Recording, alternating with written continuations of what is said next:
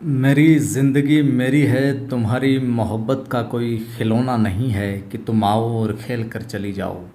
नमस्कार, जय हिंद। जीतने वालों को मेरा सलाम और जीतेगा वही जो विश्वास करेगा।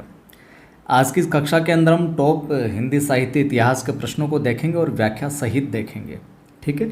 और ये जो प्रश्न है सभी प्रतियोगी परीक्षाओं हेतु महत्वपूर्ण, स्पेशली हम जो यहाँ पर अपने राजस्थान में ग्रेड फर्स्ट और सेकंड की जो तैयारी कर रहे बंधु, साथ ही साथ जो कोई भी साथी नेट की तैयारी कर रहा हो, एनवीएस, केवीएस, डीएसएसबी, किसी की भी तैयारी कर रहा हो, टीजीटी, पीजीटी, उन तमाम भर्ती परीक्षाओं के लिए हिंदी साहित्य इतिहास की कक्षा आपके लिए बहुत ही महत्वपूर्ण रहने वाली। इससे पूर्व की वीडियो नहीं देखे तो आप चैनल पर जाकर देख लीजिएगा। प्रारंभ करते हैं। पहला सवाल आपसे पूछा जा सकता है कि इन दिनों जो काव्य संग्रह है वो किसका है। इन दिनों काव्य संग्रह किसका है? कुंवर नारायण का, प्रेम नारायण का, प्रयाग नारायण का, या फिर केदारनाथ सिंह का? बताइए, इन दिनों काव्य संग्रह किसका है? तो नीचे आपको दिख गया होगा थोड़ा सा तो हिंट, ए, कुंवर नारायण का है। तो ध्यान में रखना, इन दिनों किसका है? कुंवर नारायण का है। बार बार सुनोगे, जितनी ज़्यादा बार सुनोगे, जितनी ज़्यादा बार लिखोगे, याद होगा, रटने की आवश्यकता नहीं है। इन दिनों काव्य संग्रह कुंवर नारायण का। अब कुंवर नारायण का कंप्लीट हम परिचय देख लेते हैं। देखिए, जन्म के विषय में कई बार कूट वाले प्रश्नों में कुंवर नारायण का, प्रेमचंद का, मैथिली शरण गुप्त का, सर्वेश्वर दयाल सक्सेना का इनका जन्म है जो पूछ लिया जाता है, आरोही अवरोही क्रम में या काल क्रमानुसार कैसे भी। तो कुंवर नारायण का जो जन्म होता है 1927 में होता है, 19 सितंबर 1927। कहाँ? फैजाबाद, उत्तर प्रदेश। निधन हो जाता है 15 नवंबर 2017 को। विशेष तौर से अपने को 1927 ध्यान में रखिएगा।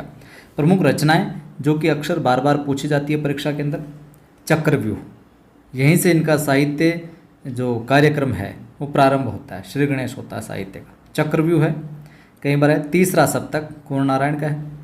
परिवेश, हम तुम, वेरी इंपॉर्टेंट, कई बार आई है। आत्मजयी भी कई बार पूछी गई है। आकारों के आसपास, अपने सामने, वाज्य श्रवा के बहाने, कोई दूसरा नहीं, और इन दिनों। ठीक है।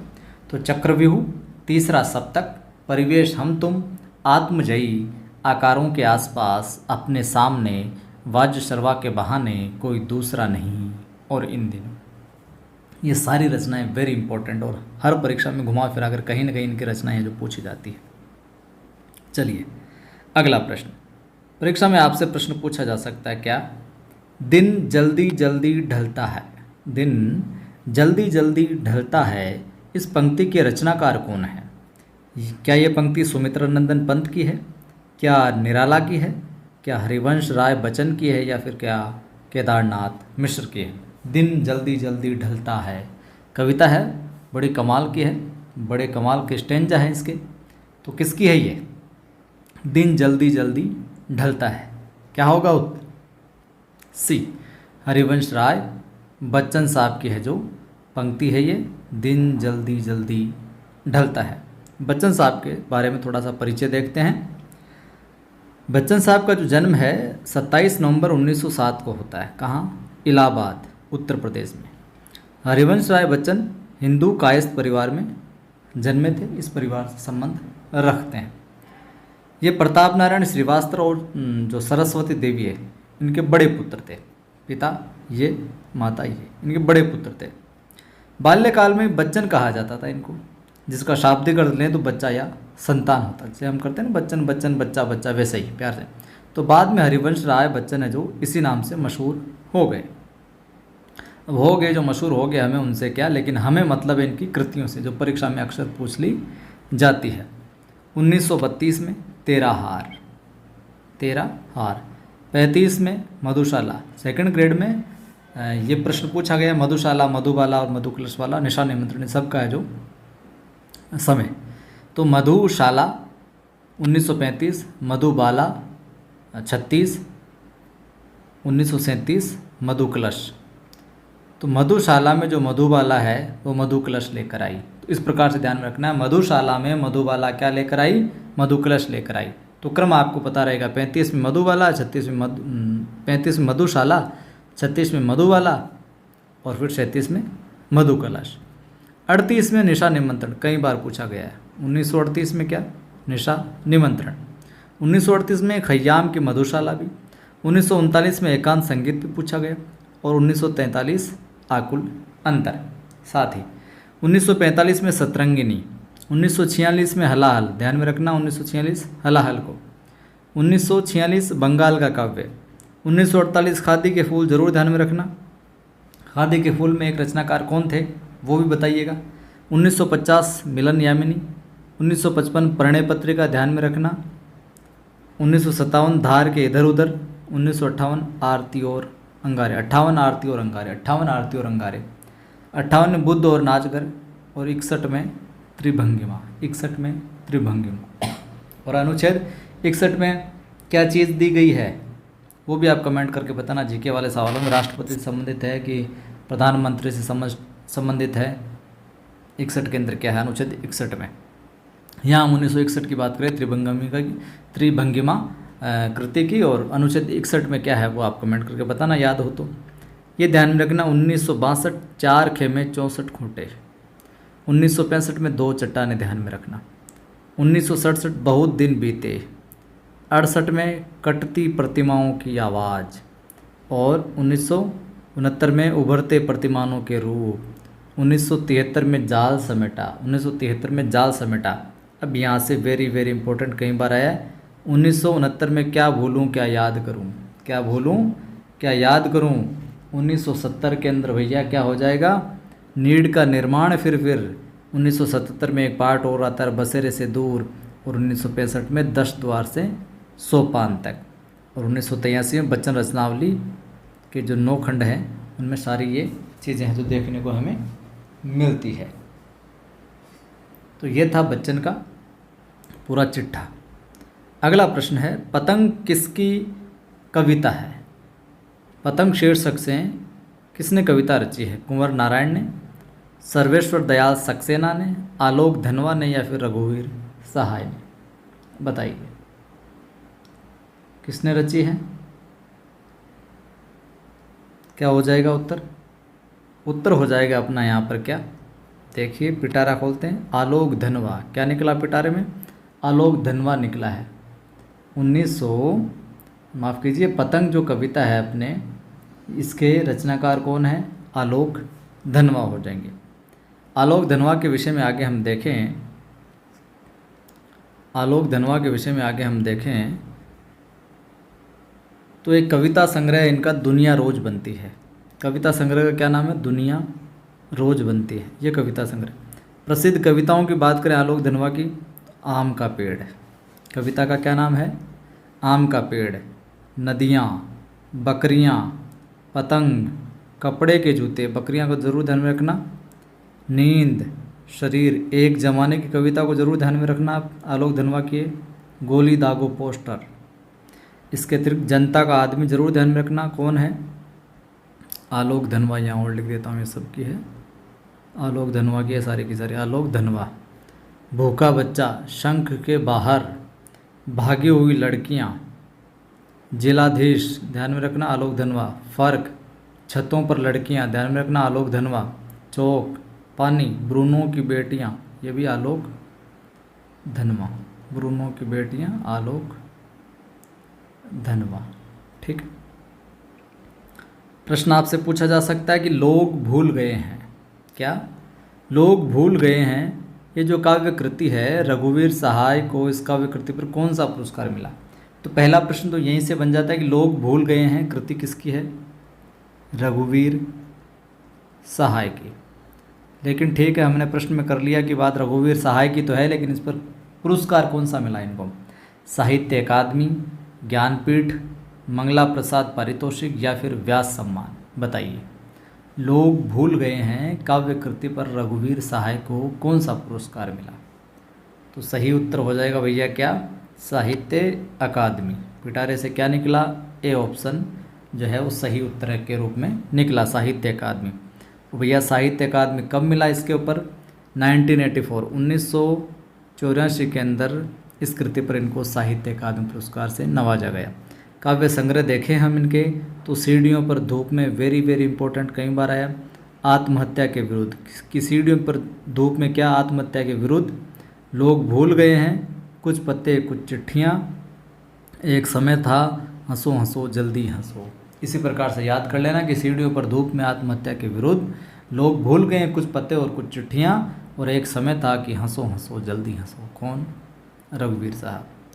बाल कविताओं में बात करें तो चल परियों के देश और फ़ायदा, ये दोनों इनकी है। और विशेष प्रसिद्ध कविताओं में बात करें तो अखबार वाला, अगर कहीं मैं तोता होता, अगर कहीं मैं तोता होता, अगर कहीं मैं तोता होता, और अरे अब ऐसी कविता लिखो, आओ जल भरे बर्तन में, और आज फिर शुरू हुआ, आने वाला कल, आने वाला ख़तरा, इतने शब्द कहाँ है, उम्र, उसका रहना, औरत की ज़िंदगी, ये सारे की सारे इनकी क्या है? प्रसिद्ध कविताएं इन शीर्षकों से। प्रश्न आपसे पूछा जा सकता है, आधे अधूरे जो नाटक है उसके मूल कथानक में क्या चीज़ है? आधे अधूरे नाटक के मूल कथानक में क्या देखने को मिलता है भैया? पारिवारिक विपन्नता देखने को मिलती है, प्रेम संबंध देखने को मिलता है, पारिवारिक विघटन, दाम्पत्य संबंधों में कटुता व रिक्तता देखने को मिलती है, या फिर सामाजिक जीवन में आक्रोश एवं हिंसा देखने को मिलती है। आधे अधूरे नाटक के मूल कथानक में क्या है बताइए। देखिए साथियों, जोश और जुनून के साथ बिल्कुल पैशनेट होकर है जो काम करोगे आप, तभी है जो सफलता मिलने वाली है, वरना आलसी और आधे अधूरेपन से जो भी काम किया जाता है उसमें कभी है जो सफलता नहीं मिलती है, और ज़िंदगी के अंदर निराशापूर्ण वातावरण है जो छा जाता है। तो बिल्कुल जोश और जुनून बरकरार रखें आप। आधे अधूरे नाटक और धीरे धीरे चीज़ें हैं जो ठीक होती है, एकदम से चमत्कार नहीं होता है, बड़ी तपस्या करनी पड़ती है। तपस्या के बाद में है जो वर मिलता है, वरदान मिलता है, और वो जो फलीभूत होता है, सिद्धि प्राप्त होती है। ठीक है। आधे अधूरे नाटक के मूल कथानक में क्या है? उत्तर हो जाएगा आपका सी। पारिवारिक विघटन देखने को मिलता है, दाम्पत्य संबंधों में जो कटुता है और जो रिक्तता है वो देखने को मिलती है आधे अधूरे नाटक के अंदर। व्याख्या देखते हैं विस्तार से। आधे अधूरे नाटक के मूल कथानक में पारिवारिक विघटन, दाम्पत्य संबंधों में कटुता और रिक्तता है। समय की बात करें तो 1969 समय मिलता है। लेखक मोहन राकेश है आधे अधूरे के। कौन है? मोहन राकेश का है। आधे अधूरे जो नाटक है इसको समकालीन जिंदगी का पहला सार्थक हिंदी नाटक भी माना जाता है। समकालीन जिंदगी का पहला सार्थक हिंदी नाटक किसे माना जाता है? आधे अधूरे को माना जाता है, जिसका समय 1969 है, और किसका है? मोहन राकेश का है। वहीं आधे अधूरे नाटक को मील का पत्थर भी कहा जाता है। मील का पत्थर अगर माना जाए कि किस नाटक को कहा जाता है तो वहाँ पर आप करोगे आधे अधूरे नाटक मोहन राकेश का। देखिए, मोहन राकेश का नाटक नहीं है। प्रश्न अगला यहीं से बनाते हैं कि निम्नलिखित में से मोहन राकेश का नाटक नहीं है, तो लहरों के राजहंस नहीं है, आषाढ़ का एक दिन नहीं है, आधे अधूरे नहीं है, या फिर अंधा युग नहीं है। चारों में से कौन सा विकल्प ठीक होगा? निम्नलिखित में से मोहन राकेश का नाटक नहीं है, तो उत्तर क्या हो जाएगा? आसान सवाल है, डी। अंधा युग जो है वो मोहन राकेश का नहीं है, तो फिर मोहन राकेश का नहीं है अंधा युग, तो फिर किसका है? तो भैया अंधा युग जो है धर्मवीर भारती का एक गीति नाट्य है। अंधा युग क्या है? धर्मवीर भारती का है, और धर्मवीर भारती का क्या है? गीति नाट्य है। ध्यान में रखना, ये प्रश्न भी कई बार परीक्षा के अंदर पूछा गया, वेरी वेरी इंपॉर्टेंट है, जो ये सवाल भी बनता है। और लहरों के राजहंस, आषाढ़ का एक दिन, आधे अधूरे, ये मोहन राकेश के नाटक हैं।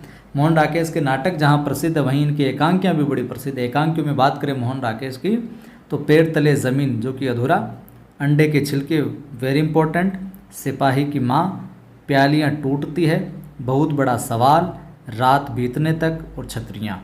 ठीक है। अंडे के छिलके को जरूर ध्यान में रखना, पैर तले की ज़मीन को ध्यान में रखना, मोहन राकेश की एकांकी है। प्रश्न आपसे पूछा जा सकता है कि प्रसाद जी के नाटकों में स्कंदगुप्त को श्रेष्ठ किसने कहा? तो किसने कहा?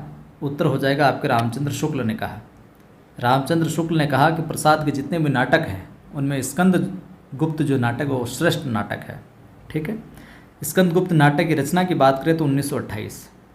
स्कंदगुप्त नाटक को श्रेष्ठ कहा रामचंद्र शुक्ल ने, और समय की बात करें तो 1928 समय देखने को मिलता है। और वहीं जयशंकर प्रसाद के लगभग सारे नाटक हैं जो चर्चित हैं, प्रसिद्ध रहे हैं, और रंगमंच पर खेले भी गए हैं, जिनमें कि सज्जन, कई बार परीक्षा में ध्यान में रखना सारे नाटकों को, कल्याणी, परिणय, करुणालय गीति नाट्य है, प्रसिद्ध है, प्रायश्चित, राज्यश्री, विशाख, अजातशत्रु, जन्मेजय का नाग यज्ञ, कामना, स्कंदगुप्त, एक घूंट, चंद्रगुप्त और ध्रुव स्वामिनी।